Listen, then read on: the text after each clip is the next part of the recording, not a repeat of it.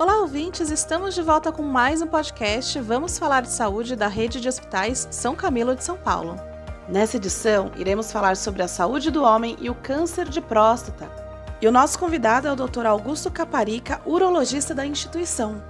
Olá, Dr. Augusto, seja bem-vindo.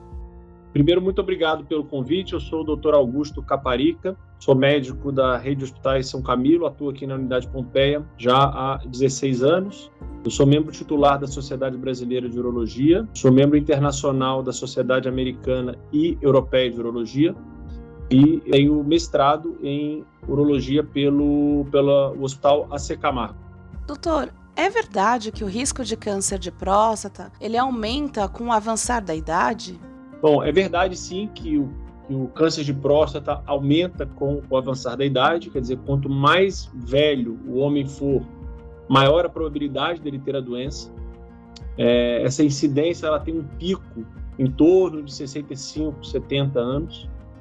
Então, sim, é verdade que à medida que o homem envelhece, a probabilidade dele ter a doença também vai aumentar.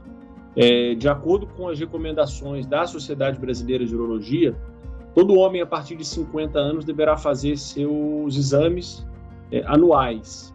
Esses exames eles são constituídos pelo exame de PSA, pelo exame de toque retal, para que se examine a próstata, e também uma ultrassonografia para a gente ter uma ideia do tamanho da próstata e se a bexiga tem algum tipo de repercussão pelo crescimento da glândula. Aqueles pacientes que têm histórico familiar, especialmente parentes de primeiro grau, deverão começar os exames a partir de 45 anos. Então, para a população geral, a partir de 50 anos, e para aqueles pacientes que têm histórico familiar, parentes de primeiro grau acometidos pela doença, deverão começar aos 45 anos.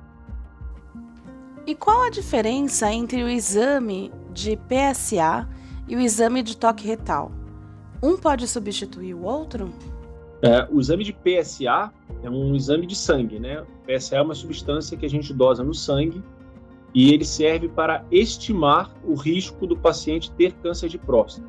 Ele não é um bom marcador de câncer de próstata, ou seja, o paciente que faz um exame de PSA e o PSA está elevado, está alterado, isso não significa que ele tenha câncer de próstata. Então, muitas vezes os pacientes perguntam, mas por que a gente usa então o PSA, se ele não é um bom marcador? A gente usa o PSA porque ele é um marcador que a gente tem disponível na nossa prática clínica.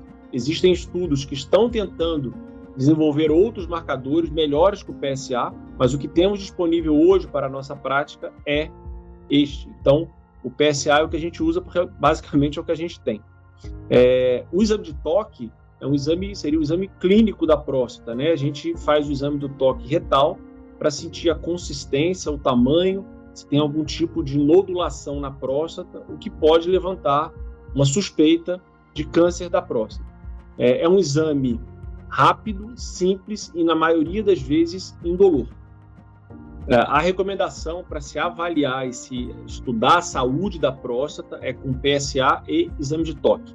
É claro que se é um paciente que faz seus exames anuais, o PSA é sempre muito baixo, ele já fez exames de toque outras vezes, a gente pode até discutir com o paciente se vale ou não a pena fazer o exame.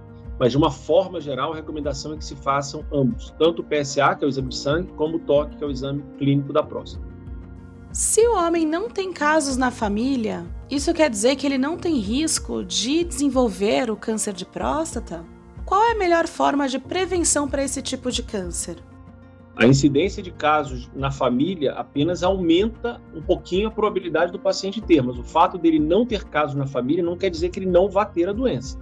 Aliás, a maioria dos casos de câncer de próstata, eles não têm associação familiar, né? Só para ter uma ideia, é estimado pelo Ministério da Saúde que entre 2019 e 2021 tenha existido aproximadamente 47 mil casos de óbitos pela doença.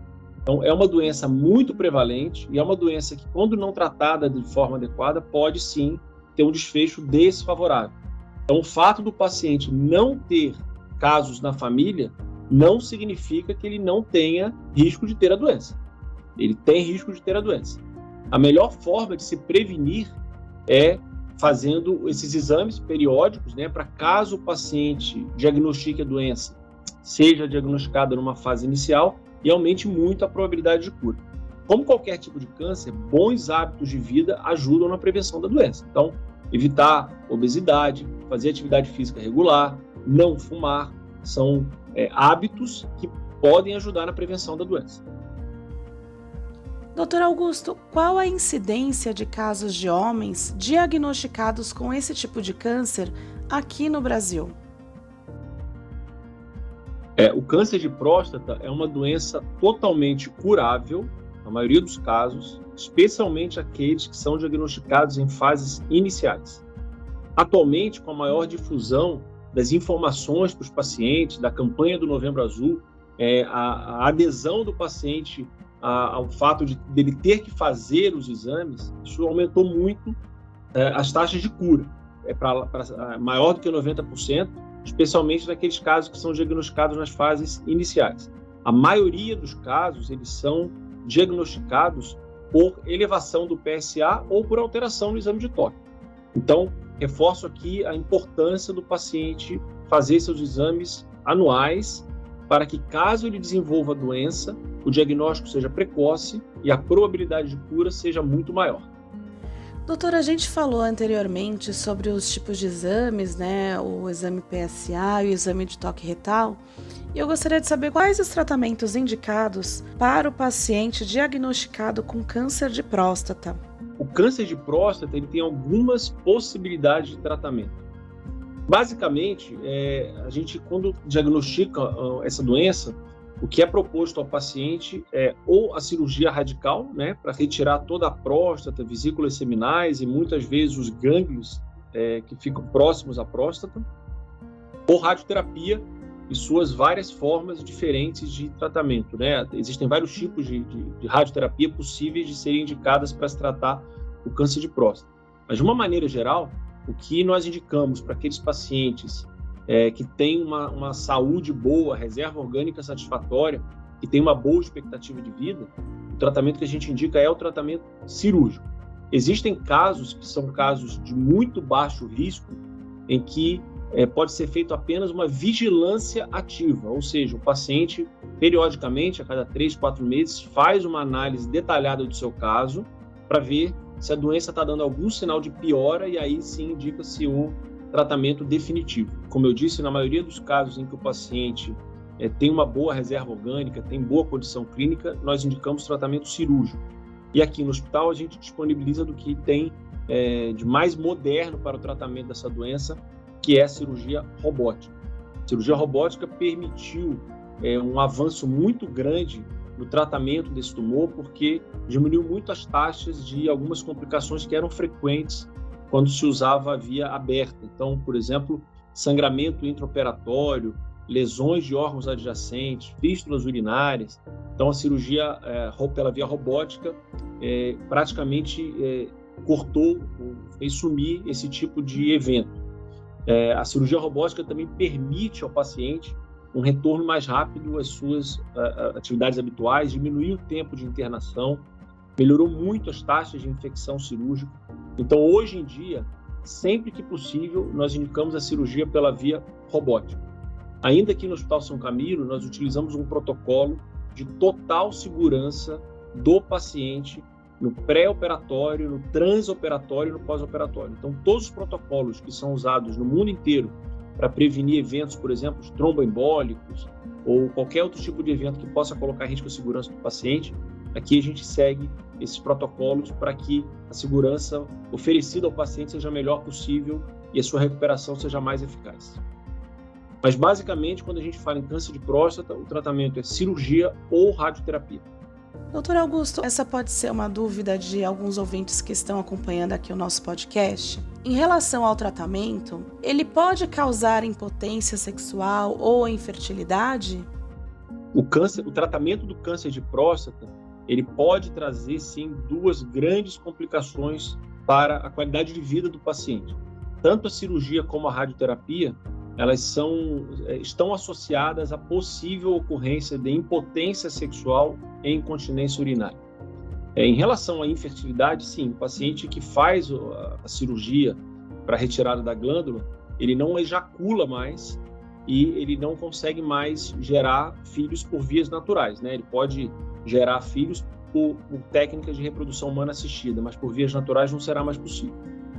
A incidência de disfunção erétil e de incontinência urinária, ela tem diminuído muito nos últimos anos com a melhora das técnicas cirúrgicas, mas o principal fator que vai determinar como será a qualidade da ereção do paciente após o tratamento é como é a qualidade da ereção do paciente antes do tratamento. Ou seja, se é um paciente que já tem uma ereção que não é satisfatória, ele antes do tratamento tem uma ereção que depende de medicação para que seja eficaz, a probabilidade da ereção piorar após o tratamento é muito maior. Então, a melhor forma de se ter uma ereção satisfatória após o tratamento é ter uma ereção satisfatória antes do tratamento. É óbvio que a técnica cirúrgica utilizada, a experiência da equipe que está operando esse paciente é muito importante. Então, são fatores que podem influenciar, sim, na ereção do paciente, mas hoje em dia, com as técnicas disponíveis, a gente tem tido resultados bastante satisfatórios, tanto em relação à disfunção erétil, como em relação à incontinência urinária, que são duas consequências possíveis do tratamento que preocupam demais o homem na hora de decidir qual caminho vai seguir para tratar a sua doença. Doutor, e como que é realizada a cirurgia? Para o tratamento do câncer de próstata, a cirurgia indicada é a retirada total da glândula, das vesículas seminais e, em algumas vezes, dos gânglios que estão próximos à próstata. Então, para se tratar o câncer de próstata, diferentemente do câncer de mama, que hoje em dia os protocolos já preconizam uma técnica de preservação da mama, na próstata isso ainda não existe. Então, o diagnóstico de câncer de próstata, quando a gente opta por fazer a cirurgia, o tratamento é para retirada total da glândula sempre. Doutor Augusto, falar sobre o câncer de próstata, sobre a questão dos exames a serem realizados também, que o mais conhecido é o toque retal, ainda existe um pouco de preconceito e medo, né, na realização desse exame. Por que isso acontece? Na verdade, os homens têm preconceito e têm medo de ir ao médico, e o que alguns trabalhos mostram é que eles têm medo de diagnosticar uma possível doença. Então, é um preconceito, muitas vezes, não só associado ao exame de toque. Que criou-se uma ideia de que o exame de toque ele é doloroso e ele vai mexer aí com às vezes, cultura do paciente, com preconceitos que o paciente carrega e que é difícil de mudar o pensamento, né? Mas o que a gente tem observado nos últimos anos é que a maioria dos pacientes tem perdido esse tipo de preconceito, esse tipo de receio e faz o exame sem grandes problemas. E uma coisa muito interessante é que, na maioria das vezes, eles vão acompanhados das mulheres, são as mulheres que marcam as consultas, são as mulheres que os acompanham na consulta ao médico e, muitas vezes, exigem que o homem faça o exame de toque de qualquer maneira. Então, é muito mais uma questão de preconceito por desinformação do que, de fato, ser um exame que incomode, que vai machucar ou doer, de forma alguma. O exame de toque, como eu disse, é um exame simples, rápido, indolor e muitas vezes ele é essencial para que se faça o diagnóstico da doença numa fase ainda inicial. Doutor, e como é a história daquele paciente que acabou de receber o diagnóstico de câncer de próstata? A história do paciente que tem o diagnóstico do câncer de próstata, num primeiro momento é aquele susto, né? Porque ele acaba de receber uma informação de que ele tem um câncer, mas à medida que ele vai sendo informado da evolução da doença, do bom prognóstico na maioria das vezes, das possibilidades de tratamento, especialmente quando a gente aborda a questão da cirurgia robótica, como eu disse, atualmente é o que a gente tem de melhor em termos de tecnologia para se operar o paciente. Aos poucos ele vai aceitando melhor as informações e fica mais confortável e mais tranquilo com o tratamento que vai ser feito. Então, é tudo uma questão de informação, de discutir uma relação médico-paciente de forma que o paciente fique tranquilo e confie na conduta que o médico tem usado. Eu sempre sou muito claro com meus pacientes, eu sempre deixo bastante à vontade para tirar todas as dúvidas. Acho importante a presença da família no momento em que o paciente recebe esse tipo de diagnóstico, porque é uma reação natural se assustar ou muitas vezes fugir, tentar negar o diagnóstico. Mas quando é feito uma comunicação muito clara com o paciente, com a família. O que a gente observa é que eles aceitam muito bem o tratamento e temos observado, sim, ótimas taxas de resposta, tanto uma resposta oncológica em relação à cura da doença, como uma queda bastante significativa na incidência dessas complicações que muito preocupam o paciente, porque, de fato, trazem bastante piora na qualidade de vida desses homens. Então, quando a gente consegue estabelecer com o paciente uma relação salutar, uma relação de confiança, na grande maioria das vezes o tratamento vai muito bem, é muito eficaz, e o paciente consegue tocar sua vida sem grandes problemas e com qualidade de vida para que ele consiga manter sua rotina, sua vida, enfim, seu relacionamento, enfim, a vida segue sem grandes problemas. Em relação à saúde do homem, as doenças cardiovasculares são as principais causas de morte na população brasileira. Se o homem não estiver sentindo nenhum incômodo, nenhuma dor, isso quer dizer então que ele não precisa consultar nenhum cardiologista? Ou é necessário realizar os exames periódicos, estar sempre indo ao médico para verificar a sua saúde? É muito importante que todos os homens façam consultas rotineiras com o cardiologista. Não existe uma idade padrão para que se indique, mas é claro que aqueles pacientes que têm histórico familiar de doença cardiovascular, que são obesos, tabagistas, sedentários, têm uma vida muito estressante, esses pacientes devem começar o quanto antes. Então, mesmo que não sinta nada, mesmo que não tenha nenhum tipo de sintoma, é muito importante que faça exames rotineiros com o cardiologista, eletrocardiograma, ecocardiograma, teste de esforço na esteira, análises laboratoriais, para que toda a prevenção necessária seja tomada a fim de diminuir a incidência de eventos cardiovasculares que, sem dúvida nenhuma, são a principal causa de morte de homens no mundo inteiro. Doutor Augusto, muito obrigada pela sua participação e por esclarecer essas dúvidas sobre o câncer de próstata e sobre a saúde do homem. Bom, queria me colocar à disposição e, em nome da Rede de Hospitais São Camilo, dizer que nós estamos, eu e todos os médicos urologistas da rede, estamos preparados e habilitados a conduzir os casos de câncer de próstata da melhor forma possível, que os pacientes não tenham receio de procurar os seus médicos, de conversar com os urologistas, tirar todas as dúvidas. O câncer de próstata é sim uma doença curável, é uma doença que não é uma sentença de morte, especialmente quando diagnosticada em fases iniciais. É muito importante ressaltar também que essa doença não costuma ocasionar nenhum tipo de sintoma, então não espere ter sintomas para procurar o médico. Faça os exames regularmente e não tenha medo em caso de diagnóstico da doença, não fuja do diagnóstico, não tenha medo do tratamento, porque, especialmente com a cirurgia robótica, os nossos resultados têm sido o melhor possível. Então, eu estou à disposição de quem quiser outras informações. Tenho a minha rede social, Dr. Augusto Caparica, e estou à disposição para eventuais outras dúvidas, e quem quiser nos procurar, será um prazer atendê-los. E você que está ouvindo essa edição do Vamos Falar de Saúde, fique ligado e não deixe de acompanhar, seguir e favoritar os podcasts da Rede de Hospitais São Camilo de São Paulo aqui na sua plataforma de áudio preferida.